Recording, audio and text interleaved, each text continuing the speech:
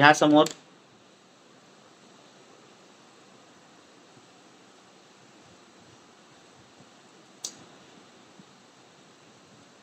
घेतला का? सुरू करू का? ज्यांना कॅमेरा चालू करायचं ते करू शकतात, ज्यांना नाही करायचं नाही केलं तरी चालेल. पण माझ्यासमोर आज कोणा आलेलंच नाही.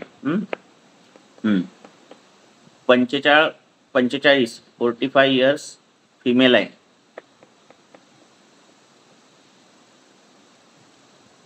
$60 किलो वजन आहे. बँकेत आहे कामाला. काय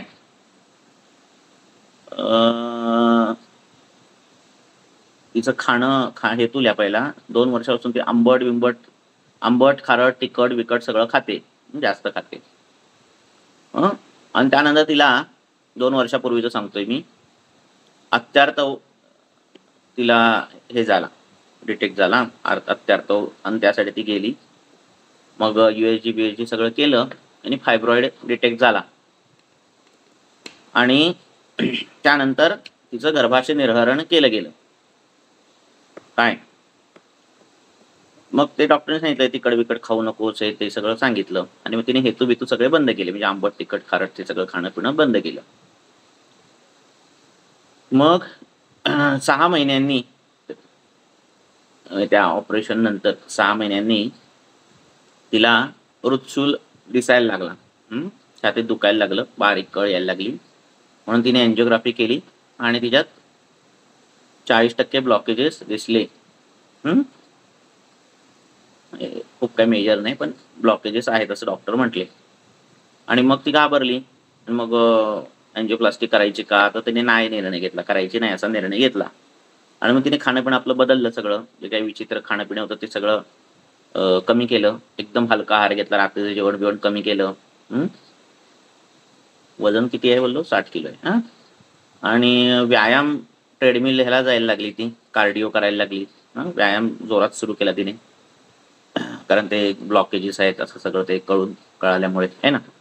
आणि मग ऑपरेशन करणार नाही म्हणून डॉक्टरांनी तिला ब्लड थिनिंग एजंट सगळे चालू केले. क्लोपिडोग्रिल, एस्पिरिन, बिस्पिरिनच्या गोळ्या तिला चालू झाल्या. 6 महिने लोटले, सगळं चालूच व्यवस्थित होतच सगळं. त्याच्यानंतर मेनोपॉज पण आली तिला त्या 6 महिन्यानंतर. काय वयाच्या कितव्या वर्षी आली? 46-47 वर्ष मेनोपॉज आली. आता सध्या ती कंप्लेंट घेऊन जी आली आहे 1 महिन्यापासून, ती तिची त्वचा जी आहे ती एकदम काळसर लाल अशी होते. तुम्हाला ते त्वचेचा फोटो पण माझ्याकडे असेल काढलेला फोल्डरमध्ये, तर मी तो दाखवीन तुम्हाला त्या पेशंटचा. तर काळसर लाल अशी त्वचा होते, आग होते त्वचेला, दाह आहे. ॲलर्जी तिला वाटते कसली तरी आहे. तिने दाखवलं डॉक्टरला, पण ते काही कळाले नाही ॲलर्जी कसली, कारण पोळ्या बिळ्या उठतायत तिला. आणि बॉडी जी आहे ती स्टिफ वाटते सकाळची, किंवा असं काय सकाळचीच असं नाही, कधीही दिवसभरात असं तिला स्टिफनेस येतोय. पेन लिहिताना किंवा असं करताना पण स्टिफनेस येतोय. सध्या तिचं वजन झालंय 50 किलो. काय झालंय? 50 किलो. होतं किती? 60 किलो. म्हणजे वर्षभरात 10 किलो कमी झाल्याचं पकडलं तरी चालेल. झालं, एवढीच आहे केस. आता तुम्हाला ऑनलाईनच मी विचारणार, तर मी काय तुम्ही सांगायचं. कळाली का? सर तुम्हाला कळालेलं नाही असं काय? सर तुम्ही यामध्ये तिला फायब्रॉइड वगैरे झाले त्याच्यानंतर काय बोलले? माझ्याकडे नाही आलेली त्यावेळी ती. तिने अच्छा इतिहास अच्छा, म्हणजे तुम्ही त्यावेळेस हिस्टेक्टॉमी नाही माझ्याकडे केली ना? आता 1 महिन्याने आली की मला हे त्रास होत आहेत. आणि हे सगळं 2 वर्षापूर्वीचा इतिहास तिने सांगितला, पूर्वीचा. अच्छा, मग त्यावेळी काय त्याच्यामध्ये तिने गर्भाशय नव्हतं काढलं ना कधी? जेव्हा फायब्रॉइड वगैरे झालेले त्यावेळेस? फायब्रॉइड काढले तर गर्भाशय काढलं की, हिस्टेक्टॉमी झाली की, मग गर्भाशय निर्हरण. मेनोपॉज कसं सांगितलं तुम्ही की मेनोपॉज झालंय म्हणून तिला, म्हणून ते विचारते. नाही, त्या दरम्यान मेनोपॉज सगळं तिला ते सगळं आलेलं, म्हणजे ते मेनोपॉज ऑलरेडी अच्छा, झालेला आणि गर्भाशय काढला, तर ते मेनोपॉज आधी सांगायला पाहिजे होतं. Okay okay. म्हणजे गर्भाशय काढलं, डॉक्टर म्हणले आता मेनोपॉजच आली आहे, असं ते झालं सगळं. अच्छा अच्छा. तो काय आता हेतू असा नाही, पण त्या वयात ती आली असं. मेनोपॉजल सिम्पटम बिम्टम दिसणं किंवा काय जे सगळं आहे ते प्रकरण ते मॉडर्नच्या ते अंडर ऑब्झर्वेशन मध्येच होती. त्यामुळे सगळे हार्मोनल स्टडी हे ते सगळं चालू होतं तिचं.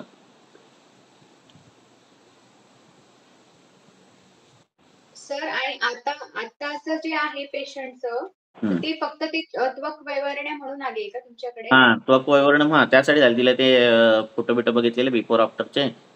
मग ते ॲलर्जी कसली उठते काय उठते. तर ह्यासाठी ती आली लक्षात. आणि पुळ्या बिळ्या थोडंफार पुळ्या पण उठतायत, ते दिसत नाही चांगलं हाताला बँकिंग सेक्टरमध्ये असल्यामुळे. आणि हे असं दिसतंय तिला स्तंभ आणि हे सगळं दिसतंय. एक जरा केस पुढे वर खाली झाली असो.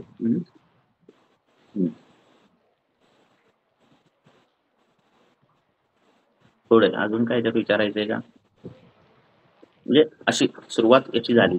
पहिला तिखट विकट खाणं खूप, त्याच्यानंतर अत्यार्थव, फायब्रॉइड रिमूव्ह झाला. म्हणजे त्या आता एजच 45 आहे तिचं. 45 झालं, 46 आता 47 आता माझ्याकडे आहे. मग एन्जिओग्राफी ती टाळली गेली, एन्जिओप्लास्टी टाळली गेली. आता तिचं वजन कमी, हलका आहार, व्यायाम जास्त करते, हे सगळं चालू आहे. आणि ज्या काही कॉमन गोळ्या आहेत त्या गोळ्या 2-3 चालू आहेत तिच्या. आणि हे असं झालंय सगळं प्रकरण.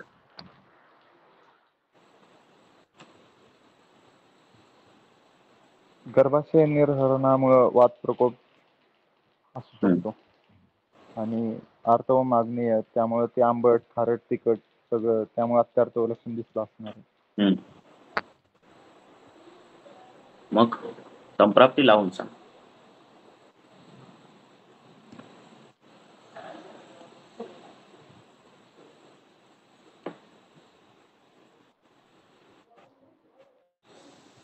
संप्राप्ती लावा. काय बोलायचं? सर आधीचे जे हेतू होते ना पेशंटचे, ते सगळे रक्त आणि पित्तदुष्टीकर आहेत. होय. आणि मांसदुष्टीकर पण, कारण की इकडे फायब्रॉइड पण झाले होते ना पेशंटला आधीच्या ह्याच्यामध्ये. आणि मग ते तर गर्भाशय निर्हरण केलं, पण जे म्हणजे ॲलोपॅथीमध्ये गर्भाशय निर्हरण करतात, पण आधीचे जे दोष तसेच राहतात ना, मग ते परत विमार्गगमन होतात. म्हणून तिला ते जे ब्लॉकेज वगैरे झालं, ब्लॉकेजेस वगैरे झालं, हे परत रक्तदुष्टीचंच आहे ना, लाईक संप्राप्ती काय? संप्राप्ती म्हणजे काय सांगायचंय? म्हणजे आता त्वचा आहे त्याची जी ॲलर्जी उठते, त्वचा लालसर कंडू नव्हे, काळसर लाल दाह.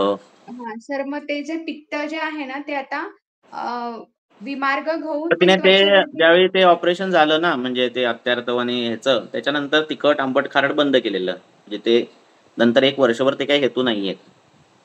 ओके. हा हा. म्हणजे काय आलं पण का सर तरी दोष असतीलच ना ते. दोष तर आहेतच ना शरीरामध्ये. हो तिने हो, जरी असतील ना. पण पथ्य म्हणजे मी पालन केलं. सांगण्याचा उद्देश काय, 1 वर्षभरात ते बंद होतं सगळं. काय तिखट आंबट खारट सगळं असं 2 वर्षाच्या कालावधीत असं.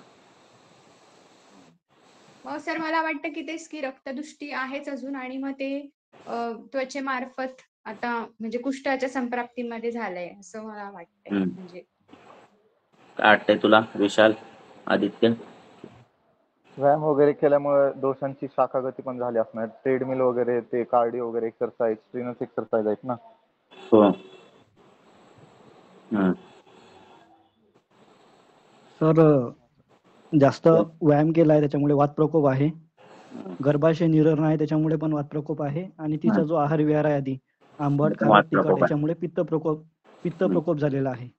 जे पित्त प्रकोपित झालेला आहे ते वातामुळे, वात तो पित्त प्रकोप जो झालेला आहे तो त्वचेच्या ठिकाणी घेऊन गेला, आणि तिथलं जे भ्राजक पित्त आहे ते खराब करून तिथं ते त्वचा जे आहे ते काळसर लाल आग दाह वगैरे जे लक्षण आहे ते निर्माण करत आहे. म्हणजे तिचं भ्राजक पित्त खराब झालेलं आहे त्वचेच्या ठिकाणचं. त्यामुळे तिला त्वचेच्या ठिकाणी काळसर लाल आग दाह वगैरे होत आहे आणि बाकीचे लक्षण निर्माण होतात.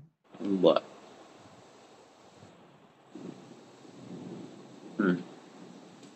अजून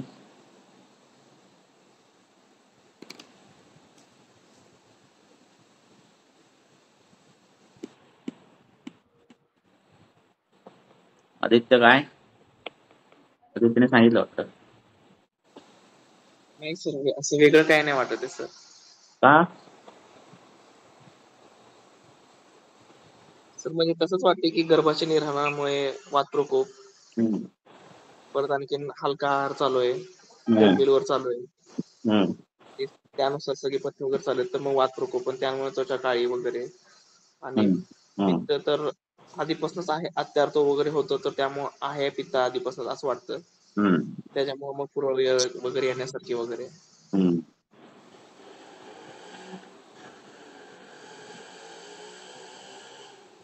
सर हम्म. वात, पित्त, रक्त आणि मांस या चारचाच हम्म. विचार नाही, विचार संपृप्ती वाटतोय. सांगायची डायरेक्ट मला. ह्याच्यातून हे झालं, ह्याच्यातून हे झालं, हे सगळे जे जे इनपुट दिले ते सगळे त्या लिंकला लागले पाहिजेत ते इनपुट. म्हणजे सर पित्तकर आहार विहार घेतल्यामुळे तिचं घेतला 2 उष्णता वर्षापूर्वी वाढून घेतला. पुढे हा त्याच्यामुळे तिला हे अत्यंत जे झाला. गर्भाशयाची जे संप्राप्ती घडली ती आणि मांसदृष्टी रक्तदृष्टी दोन्ही पण त्याच्यामध्ये झाले. हम्म. आणि हिस्टेरेक्टॉमी केल्यानंतर तिचं वात रक्त सारखं म्हणजे संप्राप्ती घडली असं. हम्म. वात रक्ताला टिपिकल वाताचे आणि टिपिकल रक्ताचे हेतू लागतात. ते आहेत, तुम्हाला दिसतंय काय नाही. हम्म.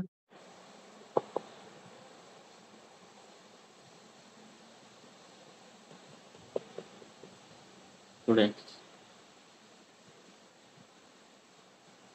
डिफरन्शियल मध्ये वात रक्त ठेवू शकतो आपण.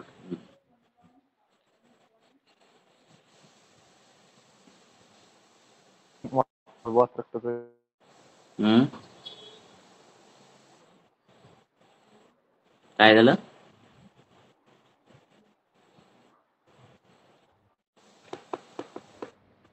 काय नाही सर.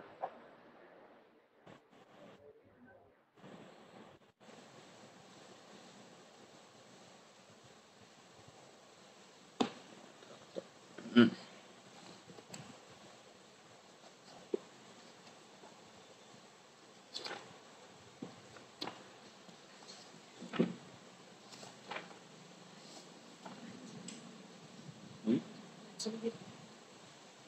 केस.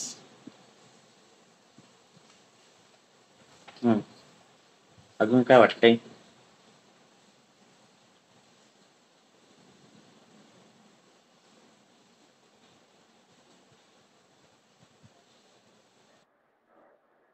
सर पेशंटचा जास्त म्हणजे वाहन प्रवास होतो का?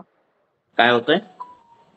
म्हणजे जास्त असं हा? प्रवास होतो का जास्त, म्हणजे प्रवास जास्त होत होता का, म्हणजे का ट्रेंडमिल म्हणजे वात रक्ताचे हेतू असं हा, कन्सिडर ते त्याने व्यायाम सुरू केलेलं सांगितलं की तुला. वात रक्ताचे ट्रेंडमिल वर.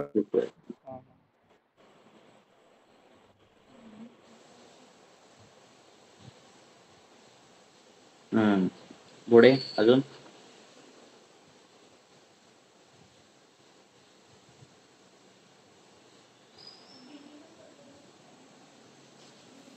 अजून काय? बरं, असो, वात रक्त पण आहे हा, म्हणजे घेऊ शकतो आपण विचारात. मी नव्हतं घेतलेलं, पण घेऊ शकतोय, आहे की नाही. तर मी काय लावलेली संप्राप्ती ज्यावेळी ती लागलेली बरोबर, हे मिळालं, उपचार मिळाला, पण केस घेतलेली. झालं ना. अजून कोणाला काय विचारायचंय? वात रक्त काही चुकीचं नाही.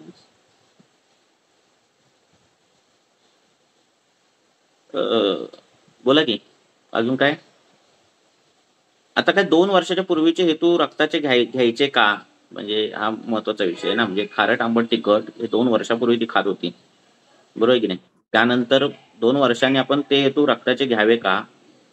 वाताचे ठीक आहेत तुम्ही म्हणताय, पण रक्ताचे घ्यावेत का? मला घ्यावेसे वाटले नाहीत. म्हणजे लक्षात आलं काय? बघूया आपण. बोला, अजून कोणाला काय बोलायचंय का? सर थोडक्यात सांगाल का केस काय? मी आता अरे बाबा, तुम्ही लेट झालात जॉईन. हो ना. मग आता पुढची केस पहिल्या नंतर मग हे करूया, मग सगळ्यांना रिपीट होईल ना, म्हणून लवकर जॉईन व्हा. तुम्हाला नंतर ह्याच्यात आता रेकॉर्डिंग मध्ये येणार आहे युट्यूब मध्ये.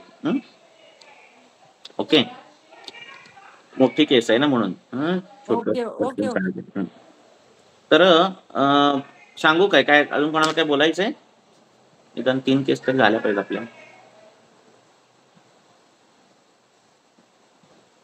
साहिल पण आलाय काय? बर.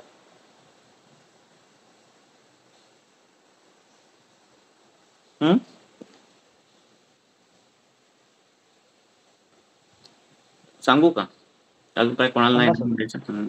हो सर तर सांगा. आता बघा 45 वर्षाचे 60 वजन आहे.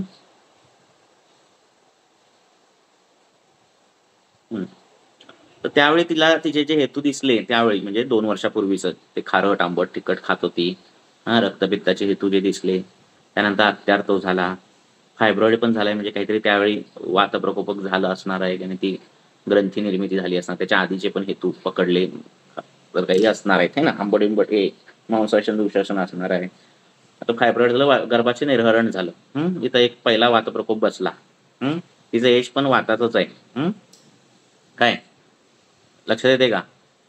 हेतू हो सर. नंतर बंद हेतू झाले आणि हृदशूल त्याला ते झालं तिला. हृदशूल झालं. आता ते रक्तपित्ताच्या ह्याच्यामध्ये पण हृदशूल आणि हे सगळं येतंय. मग ब्लॉकेजेस निघाले आणि तिने आहार परत हलका केला आणि परत व्यायाम चालू केला. म्हणजे वाताचे हेतू खूप स्ट्रॉंग आहेत. म्हणजे ॲज ए वय म्हणून, गर्भाशय निर्हरण म्हणून. ठीक आहे, बरोबर ना? चूक असेल तर सांगा चूक आहे. आणि पित्ताचे किंवा रक्ताचे जे हेतू आहेत ते बंदच झालेले आहेत, म्हणजे जे काय असतील आधीचे ते. बरोबर आहे. तर वाताचे हेतू हे खूप स्ट्रॉंग दिसले की नाही?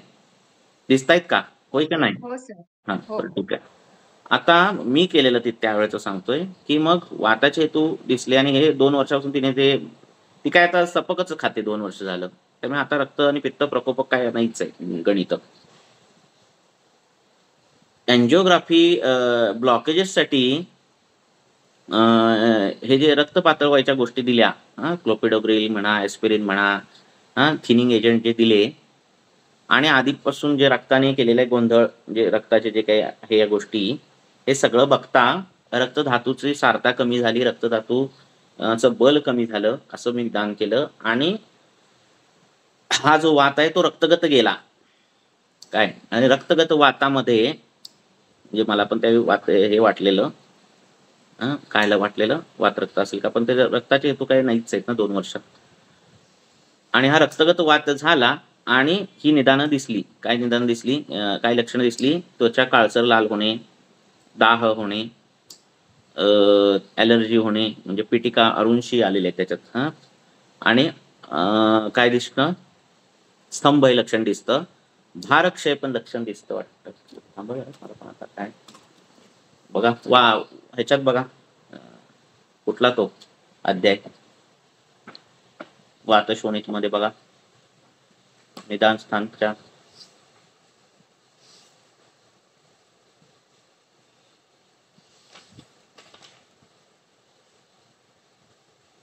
आहे का बघा, कोणाकडे असेल अष्टांग हृदय काढा बघू.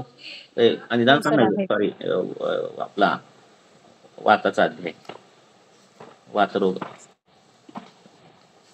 त्याच्या आधीचा अध्याय, संधिगत, स्नायुगत, शिरागत, रक्तगत.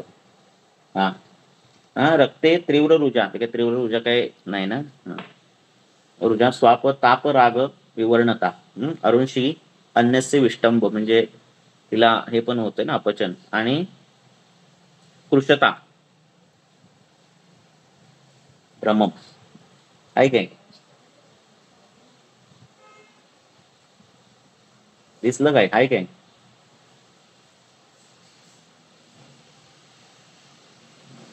हो सर. दिसलं ना? आहे का नाही? ती आहेत का लक्षणं? स्तंभ पण आहेत. विष्टंभ, स्तंभ कुठे आहे मग?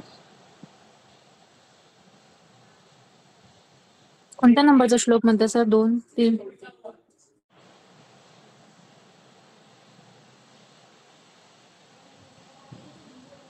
कितवा नंबरचा? 10 नंबरचा. 10 नंबरचा. सर कोणता अध्याय? वातव्याधी निदान. वातव्याधी की वातशोणित? वातव्याधी 15वा अध्याय.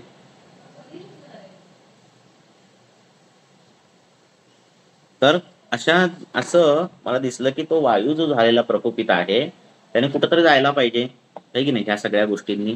आणि तो गेलाय रक्तात.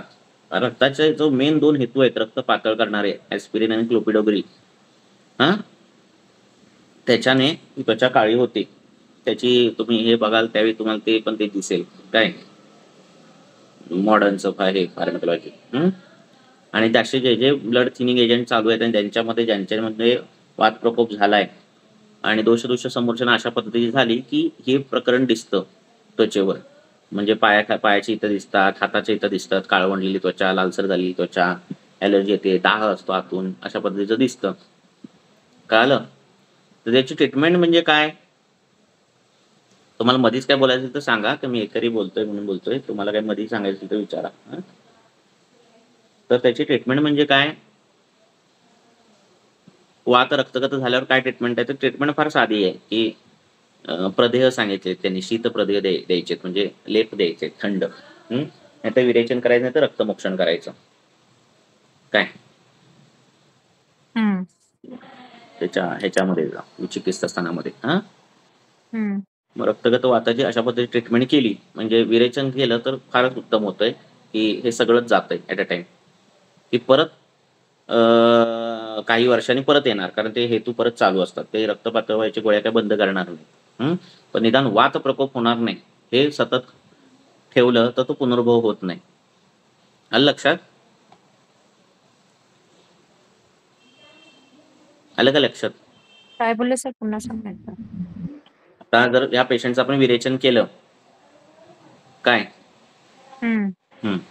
तर विरेचन केल्यानंतर याचं वात पण कमी होतो आणि पित्त पण कमी होतो. काय म्हणजे रक्त पण चांगलं होतं. आणि हे त्याचं जे काय रेडिश ब्लॅकिश स्किन आहे ती एकदम चांगली व्हायला लागते. ते झाल्यानंतर काय, ते झाल्यानंतर म्हणजे पेशंट तर 45-47च्या पुढे आहे ना, तर वातशामक काही गोष्टी ज्या आहेत त्या ठेवायच्या त्याच्या, म्हणजे निदान अभ्यंग तरी कुठलं तरी तेलाने द्यायचं रेग्युलर, असं काहीतरी ठेवायचं. का? तर रक्त नेहमी रेडीच राहणार आहे दोष समोरच्यानं व्हायला. बरोबर आहे? कारण रक्त पातळ व्हायची औषधी कंटिन्यू चालू आहे. बरोबर आहे? ते काय ते डॉक्टर बंद करणार नाहीत आणि पेशंट पण घाबरणार आहे बंद करायला. बरोबर आहे? कारण त्याला ब्लॉकेज बसलेला होता म्हणून. त्यामुळे आता जर त्याने पित्त प्रकोपक खाल्लं तर पित्ताचं गतत्व रक्तात जाणार. कफ प्रकोपक खाल्लं काही तर त्याचं रक्तात जाणार. रक्त पहिला रेडी आहे. बरोबर आहे की नाही? सर इथे ब्लॉकेज म्हटलं की रक्तगत वात घ्यायचं का? म्हणजे त्याच्यामध्ये आपण कफाचा विचार वगैरे नाही करायचं का? ते ब्लॉकेज झालं म्हणजे ना, 1 वर्षापूर्वीची गोष्ट आहे ती. ते रक्तपित्तामध्ये रुचूल असं येतं ना. आलं लक्षात काय? रक्ताचं हे चांगलं नाही झालं व्यवस्थित तर शिरा कंडरा हे सगळ्या पण हे होतात. कळालं? नाही म्हणजे नॉर्मल जसं आपण कधी बघितलं पेशंट मध्ये तर आपण तसा विचार करू शकतो का, असं मला विचारायचं करू होतं. शकतो ना, दुसऱ्या करू शकतो. पेशंटमध्ये जर ब्लॉकेज वगैरे असलं हो. त्याच्यामध्ये कसा विचार करायचा? त्याच्यामध्ये रक्ताचा विचार करायचा, मेदाचा विचार करायचा. कारण मेदाच्या पाकातूनच शिराखंडरा उत्पन्न होणार आहेत ना. लक्षात आलं? ब्लॉकेज हा रक्तवाहिन्यांचा आजार आहे. मॉडर्न नुसार तो हृदयाचा आहे, पण आपल्यानुसार ते रक्तवाहिनी आहेत. हृदय हे वेगळं आणि ब्लॉकेज हे वेगळं पडतंय. लक्षात आलं की नाही? मग त्यामुळे रक्ताचा विचार करावा लागतो. रक्ताचा विचार, मेदाचा विचार हे सगळे करावे लागतात. त्याची केस बघू नंतर एकदा कधी घेऊ, टिपिकल केस असेल तर. तर त्याला काय मग करायचं? विरेचन केलं तर हे असं सॉल्व्ह होणारी गोष्ट आहे. तर मी त्यावेळी विरेचन तिचं केलं नाही. आणि मग लावायला बिवायला तिला यष्टी-बिष्टीचा लेप दिले. लक्षात? ते जे काही राडसर जे पडलंय ते, आणि ह्याचं चंदनबलाक्षाचे तेल माझ्याकडे रेडी असतंय, ते तिला लावायला दिलं. आणि पोटातून तिथं वातशामक उपचार केले, ज्याच्यात म्हणजे लघुपंचमूळ देणं अशा पद्धतीचे गोक्षूर-बिक्षुरासारखे उपाय केले.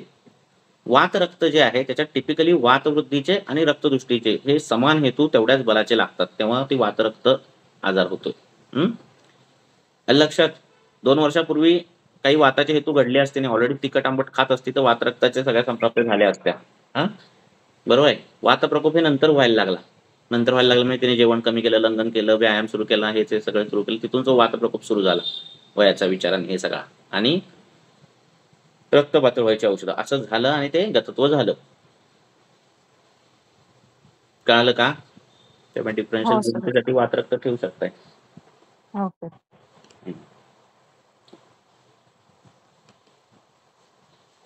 आता चुका काय होणार? चुका ह्या होणार की काळसर झालेली त्वचा, लालसर झालेली त्वचा, दाहयुक्त त्वचा, इथे आपण जर कषाय शीतद्रव्यांचा प्रयोग केला, कुठल्या द्रव्यांचा प्रयोग केला? मधुर कशाची? पित्तशामक कषाय शीतद्रव्यांचा प्रयोग केला तर परत वातवृद्धी होणार. लक्षात. आणि इथं तेच चुकणार. दाहादी लक्षण थोडी कमी दिसणार त्या शीतद्रव्यांनी, पण ते रेडनेस, काळसर लाल जे झालेली आहे त्वचा ती काय जाणार नाही, अपचनाची तक्रार आहे ती काय जाणार नाही. वातवृद्धी होत राहणार आणि ते प्रकरण परत तसंच होत राहणार. त्यामुळे चूक तिथं होणार की कषाय शीत वापरायची नाही. लक्षात ठेवायचा हेतू स्ट्रॉंग कुठले आहेत? वाताचे स्ट्रॉंग हेतू दिसत आहेत आणि कुठल्या तरी धातूंचं बल कमी करणारे काहीतरी हेतू दिसत आहेत. लक्षात. तर गतत्व येणार. आणि वाताचे स्ट्रॉंग हेतू आहेत आणि कुठला जो दुष्य आहे किंवा कुठला तरी दुसरा हे दोष आहे त्याचे पण हेतू स्ट्रॉंग दिसत आहेत, तर संसर्ग होणार. लक्षात. तर हे लक्षात ठेवायचं. मग मेडिसिन्स म्हणजे काय शीत आणि ते कशाने देतं मग तिक्त आणि कोणते पोटातून औषध वातशामक द्यायची. गतत्व वाताचं आहे ना, वातशामक द्यायची, पण पित्ताला विरोधी नाही पाहिजे, पित्ता उष्ण विष्ण नाही पाहिजेत. लघु पंचमूळ वापरायचं. इन शॉर्ट वात रक्तातली तुम्ही औषध वापरली तरी चालतायत. ओके. आणि ट्रीटमेंट पॅटर्न याचा सिंपलच आहे. चुका फक्त कषायामध्ये करायची नाही. कारण कषाय तिक्त मधुराम पित्त म्हणणे तू कुर्वंती आपण करतो ना, ती चुका करायच्या नाही.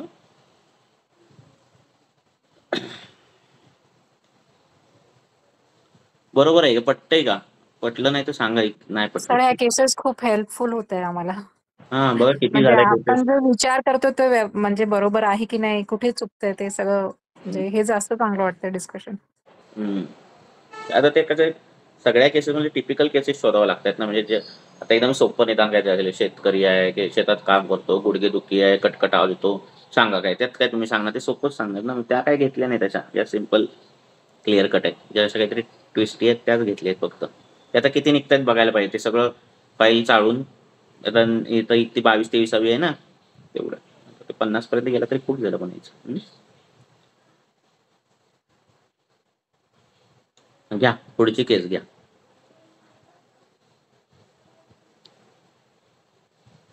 तर अभ्यंतर काय दिलं होतं तुम्ही म्हटले? लघु पंचमूळ फक्त. फक्त वात शमन करायचंय ना आपल्याला. लक्षात घ्या, इथे वात शमन करायचंय. वात वृद्धीचे हेतू जास्त आहेत, बरोबर आहे की नाही. आणि रक्तदुष्टीचं जे काय कारण आहे, म्हणजे गतत्व ज्यामुळे आलं, तो हेतू बंद होणारा नाही. कुठला? काय? वातवृद्धीचे हेतू आहेत की नाही? हो. आता मला तेच कन्फ्युजन झालं. ते तुम्ही आता केस प्रेझेंट केली ना, आता बरोबर कळालं की मी तुम्हाला सांगताना कळू दे चुकीची एकदम. संप्राप्ती झाली. केस एकदम कळू दे, असं तुमच्या मनात किंतु नको राहू दे. लक्षात. जवळचे हेतू जे आहेत ना वात प्रकोपाचे आहेत, 3-4 वर्षापूर्वीचे. बोला काय म्हणताय. तर यामध्ये विरेचन का बरं नाही केलं आपण? विरेचन केलं नाही, ते बँकिंग तिला सुट्टी नसेल त्यावेळी. आता मला ते त्यावेळेचं मी एक्झॅक्ट तिला असं सांगितलं पण नसेल की विरेचनच करायचंय तुला. कळालं काय? मी काय त्यावेळी ट्रीटमेंट दिली हे पण सांगितली तुम्हाला. म्हणजे ती ट्रीटमेंट योग्य आहे, एकदमच योग्य आहे असं काही नाही आहे, पण पकडलं वाताला हे महत्वाचं आहे. लक्षात. महत्वाचं काय, पकडलं वाताला. समजलं ना. विरेचन दिलं तर बेस्टच काम आहे. क्लासिकल एकदम ट्रीटमेंट झाली. सर एक विचारू. आंबट खारट तिखट म्हणजे तिने म्हणजे काय असं लोणचं खायची, लोणचं चपाती आणायची डब्यातून. मीठ जास्त लागायचं. आपण नाही, काही जण तिखट मीठ आंबट जास्त खातात, तसं आहे प्रकरण. गोडबीड जास्त खायची नाही.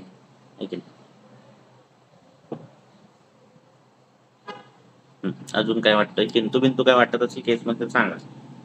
काय राहिला नाही पाहिजे किंतु परंतु. हॅलो.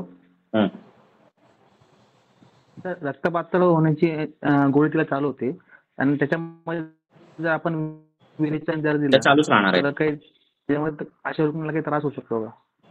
नाही, काही त्रास होत नाही. अनलेस अँड अंटिल त्यांना काही अल्सर नाही ना म्युकोजल, ते बघावं लागतं. लक्षात.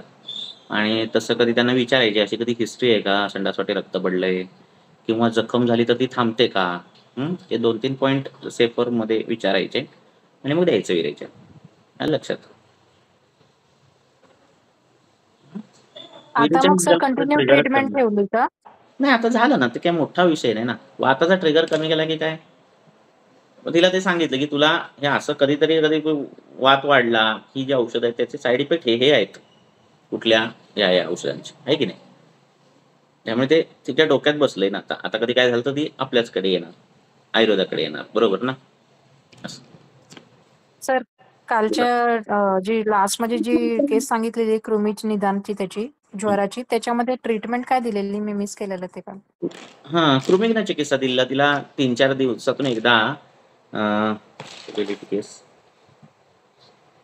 तिचं पहिलं ते अजीर्णाशन दिवास्वाप सगळं बंद केलं. आणि तिला काय दिलेलं,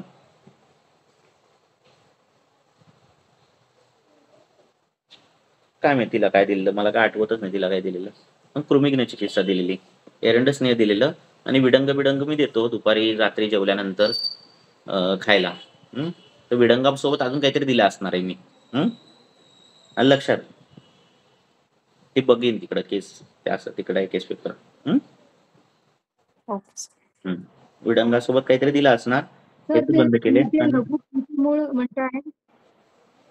सालवण पिठवण. तुम्ही जे लघुपंचमूळ बोलताय ना, ते तेवढंच दिलं होतं ना. आणखी अजून जरा कोणतं काढा नव्हता, कुठलं मिक्स नका विचारू. या केस आणि त्या केसचं कशाला. आता हिचं वातवालीचं नाही, आधीच्या केस नाही. वात रक्त तुम्ही जे सांगत होतात ना, आता काळ म्हणजे शागवळ वर्णता होती, रक्तवर्णता होती आणि फक्त लघुपंचमूळ दिलं तर ते फक्त म्हणजे किती म्हणजे एका डोस मध्ये 3.5 ते 5 ग्रॅम का?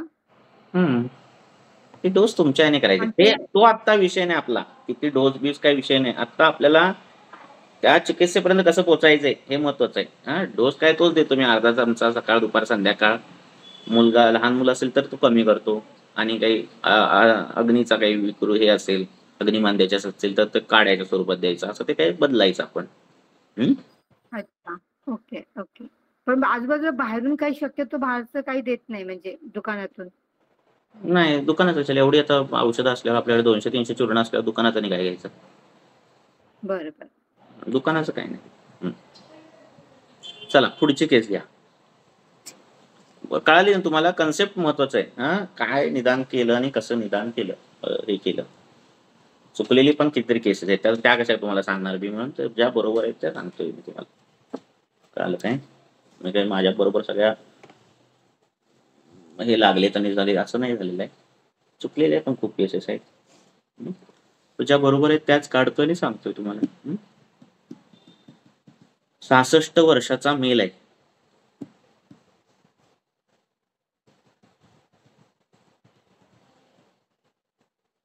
एकच होईल अजून केस, 15 मिनिटच आहेत.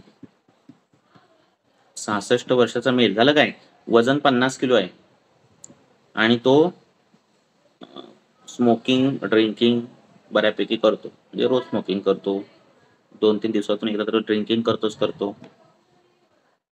काय तो कशासाठी आलेला आपल्याकडे, तो शिरशूल साठी आलेला. शिरशूल आहे त्याला 1 महिन्यापासून 1-1.5 महिन्यापासून. कर्णनाद आहे. अधूनमधून त्याला ताप आल्यासारखं वाटतं आणि नेत्रदाह आहे. काय झालं, एवढंच आहे. डोकंदुखीसाठीच मेन आलाय. कर्णनाद.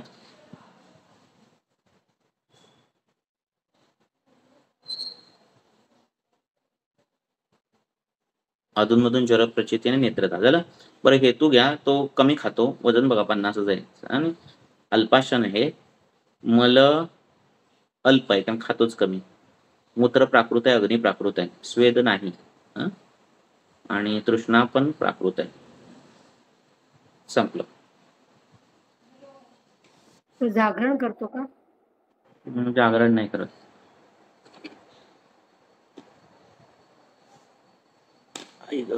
आता काय 66 वय, त्याला ते झोप काही चांगली लागत नसणारच आहे.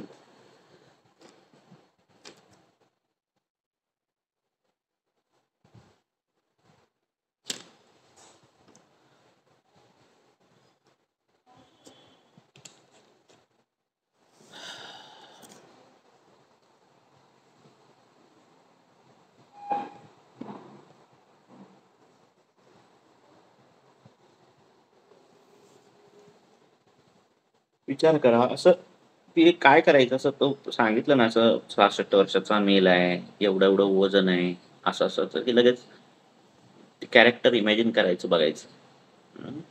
सर इथे पण वाताचं वात पित्तात्मक आहे.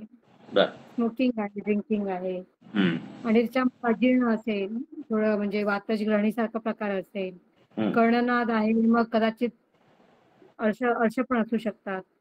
संप्राप्ती तयार करा एकदाच सांगा एका वाक्यात नंतर मग तयार करा अशी लावा तुम्ही छानपैकी आणि मला सांगा म्हणजे प्रत्येकाला विचारेन एकेकाला.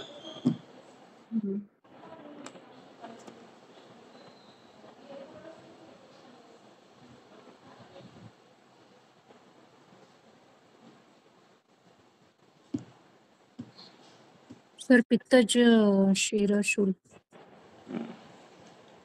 कोण बोललं? बर मी बोलली. ठीक आहे पुढे अजून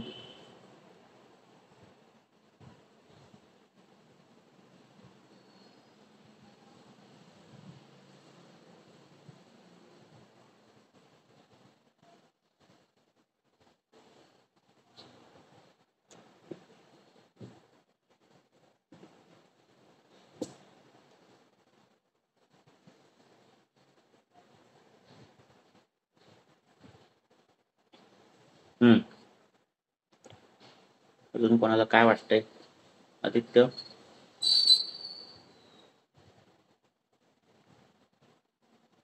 विचार करतोय सर अजून.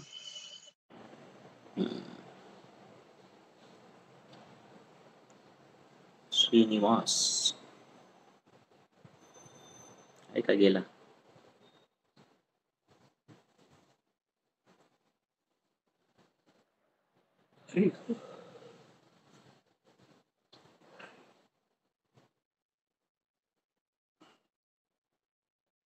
सर ज्वर वारंवार येतोय का? नाही वाटतो त्याला ताप आल्यासारखा, असा काही ज्वर बीर नाही त्याला.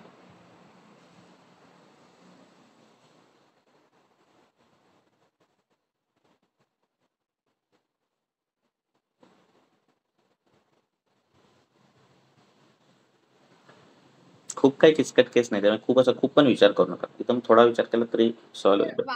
सर वातप्रकोपक हेतू जास्त आहे आणि परत वाताचं वय आहे, कर्णनाद, शिरशूल, स्मोकिंग पण म्हणजे ते रुक्षताच निर्माण करतं ना शरीरामध्ये. होय की मग हे पण वातशामकच चिकित्सा द्यावी लागेल असं मला वाटतं. अजून कोणाला काय वाटतं? श्रेयस काय वाटतंय तुम्हाला?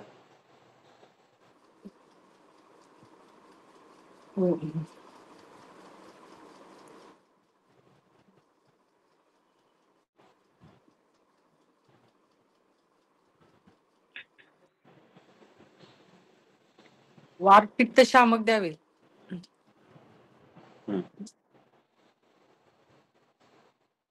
त्यात चुकणारे नाही केस तुम्ही सगळे जे सांगताय खूप काही किचकटच नाही त्यामुळे. नाही ते सर इथं ना विदग्ध पित्त वाढलंय, वाताने त्या पित्ताला त्वचा आणि शिरभागामध्ये घेऊन गेलेला आहे. कारण हेतू त्वचेचं काय नाही असे अपशय गती असंही आपण म्हणू शकतो. म्हणजे वात आणि पित्ताची मुख्य हे असल्यामुळे दृष्टी असल्यामुळे, कारण अनशन आहे त्याच्यामुळे पित्तवृद्धी आहे आणि स्मोकिंग आणि ड्रिंकिंग मुळे पण विदग्ध पित्त तयार होतच आहे. आपल्याला हे अनुलोमन पण द्यावंच लागणार आहे नित्य रोज आणि प्लस शामक, वात शामक आणि पित्त शामक आणि त्याच्यानंतर बल्य.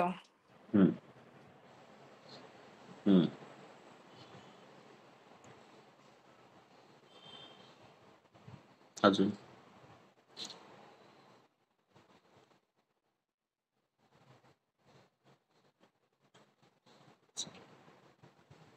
रक्त दृष्टी आहे. बरं ठीक आहे. आता बघा केसमध्ये आपण ज्यावेळी हे करतो आपण ते हे नसतं काय CME क्रेडिट पॉईंट आहे की नाही, तसं केसमध्ये क्रेडिट पॉईंट जे असतात की नाही की ह्या तुला किती क्रेडिट पॉईंट द्यायला पाहिजे आहे की नाही, त्याच्यात क्रेडिट पॉईंटमध्ये जास्त सगळ्यात क्रेडिट पॉईंट वयाला आहे. आलं लक्षात? वयो रात्री भुगतानाम 10th मध्ये आहे ना तर वयाला आहे. तर वय काय आहे 66 वर्षाचा आहे की नाही. आणि 66 वर्षाचा माणूस आहे आणि तो काय करतोय, स्मोकिंग करतोय, ड्रिंकिंग करतोय, बरोबर आहे की नाही. अल्पाशन आहे. त्यामुळे आणि मला काय अल्प आहे, अग्निप्राकृत आहे म्हणा, स्वेद नाहीये, तृष्णा पण नाहीये, आहे की नाही. त्यामुळे जे काही हेतू घडलेत ते वात प्रकोपाचे जास्त आहेत. आणि त्यामुळे आणि वर का जावं, शिरश्चुलच का व्हायला पाहिजे,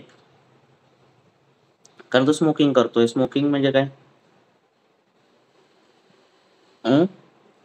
अविधियुक्त धूम्रपान झाल्यासारखंच आहे ना, धूमपान झाल्यासारखं आहे ना, बरोबर आहे की नाही.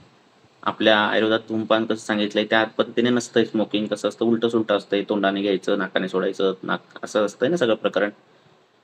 त्यामुळे माझ्या मते, थांबा जरा, खूप वेळ जाईल ते शोधायला. तर त्या शिरोरोगाच्या अध्यायामध्ये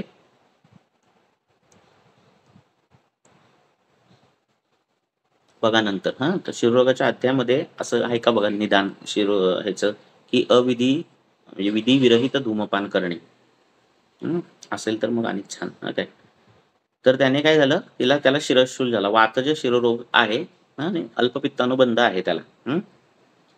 कारण नेत्रदाह आहे आणि ज्वरप्रचिती थोडी दिसते म्हणून. आलं लक्षात. खूप असा नाहीये, कारण स्वेद कमी आहे, तृष्णा कमी आहे आणि वयाचा विचार करता अशा पद्धतीने ते झालं. वातज शिरोगाची काय चिकित्सा आहे, नस्य द्यायचंय, तुपाचं हे ते, किंवा तूप प्यायचं, अशा पद्धतीची चिकित्सा आहे. जेवल्यानंतर तूप खाल्लं पाहिजे, अशी चिकित्सा आहे ती द्यायची. आणि पित्ताला एक योग आलेला आहे काय, वातज शिरोरोगामध्ये अल्पपित्तानुबंध असेल तर त्याच्यात ही काही लक्षणं दिसतात. नेत्रदाह अजून काहीतरी आहेत लक्षणं, तर नेत्रदाह अशी काही लक्षणं दिसतात. त्याच्यामध्ये शर्करा आणि कुमकुम सिद्ध घृत याचं नस्य करायला सांगितले. मी काही ते केलेलं नाही पेशंटला, पण सांगितलेलं आहे शर्करा आणि कुमकुम सिद्ध घृताचं नस्य. तर इन शॉर्ट काय, वातज शिरोरोग आहे आणि त्या पद्धतीची नस्य व्हायला पाहिजेत. स्मोकर आहे आणि त्यामुळे नस्य तर व्हायलाच पाहिजे घृताचं. ठीक आहे. आणि जेवणाबिवणामध्ये किंवा जेवणानंतर शेवटचा घास अशा पद्धतीने उदाहरणकाळी घृत गेलं पाहिजे. ही केस सॉल्व्ह होते, कर्णनाथ बिरणनाथ सगळा जातो. छोटी केस आहे, त्याचं काय, बरोबर ना. तुम्ही जे सांगितलं ते सगळ्यांचं बरोबरच आहे. ओके. अजून एक घृतपान काय कोणतं करायचं, साधं आपलं गाईचं तूप करा, दशमाने सिद्ध केलेलं तूप असेल तर तूप, ते सिद्ध केलेलं तूप द्या. दशमघृत किंवा अजूनही म्हणजे कुठली जी वातशामक घृत आहेत ती सगळी कुठली द्या तुम्ही. ठीक आहे. सर, हे महापित्त घृत वगैरे आहे त्याने पित्त वात वर्धन होत नाही ना. नाही, कसं होईल, कसं होईल, मनात आला प्रश्न म्हणून. महापित्त आपण ते घृत शमन घृत पित्त शामक म्हणून वापरतो.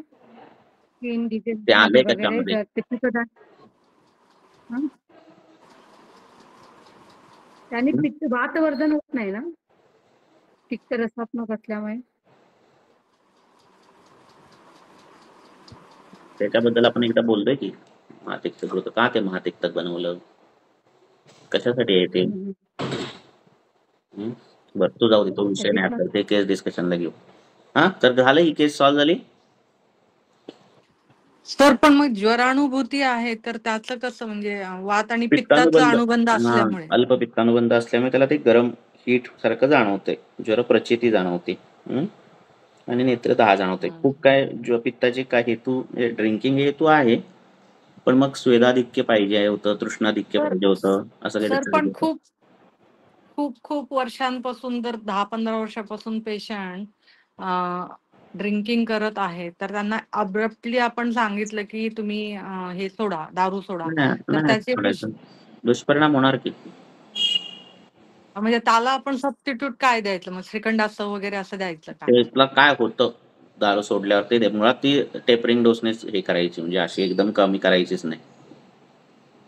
कारण त्याच्यात सांगतो की, तेच सांगतोय मी की त्याच्यात काहींमध्ये वातवृत्तीची लक्षणं दिसतात, म्हणजे कंप,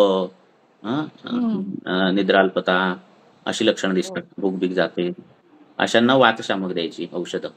काहींना पित्ताची लक्षणं दिसतात, चिडचिडे होतात ते दारू नाही मिळाली तर, घाम खूप यायला लागतो, झोप खंडित होते, लक्षात काय खाऊ काय नको असं होतं. असं काय झालं तर त्याला पित्तशामक द्यायची.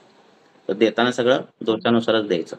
त्या दारू बंद केली की काय त्रास होतो हे विचारायचं आणि तो त्रास कमी करायचा.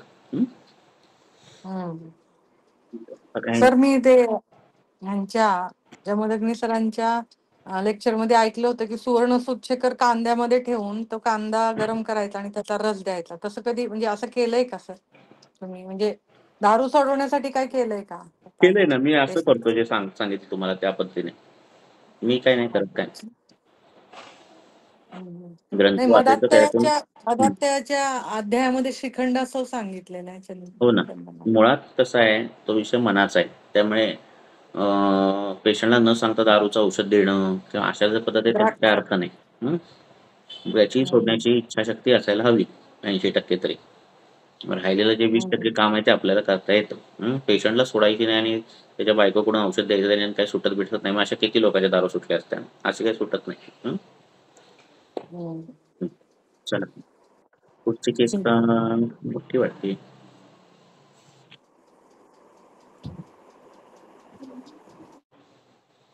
पुढची केस आज वार कुठला आहे? गुरुवार आहे ना. गुरुवार आज एवढ्याच केस पुन्हा मग एक्सप्लेन करायला वेळ लागतो. ठीक आहे, थांबूया. Thank you sir. Thank you sir. Thank you sir.